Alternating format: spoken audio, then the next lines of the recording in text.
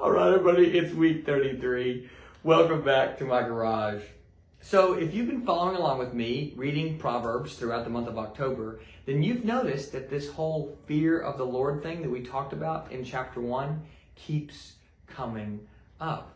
But it keeps coming up like right next to teachings on arrogance. And arrogance is a funny thing. You know, arrogance is based in performance-based identity. If you succeed, you're a success. If you fail, you're a failure. And I think right off the bat, the fear of the Lord is not only about us having a right relationship with God, but it's also about maybe us having a right relationship with ourselves. That our identity doesn't come from our successes or our failures. Our identity comes from the one who loves us, and that is God in Christ Jesus. And then the second thing that's interesting about arrogance is that arrogance fools us into thinking we are supposed to do, and we're supposed to be able to do this life, and faith for that matter, on our own.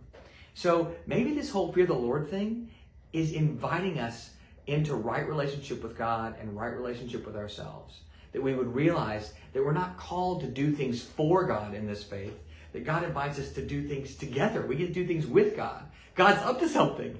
Join in. Be a part of what God is doing. Be with God. Don't have to do things for God. So this week, my invitation to you is this.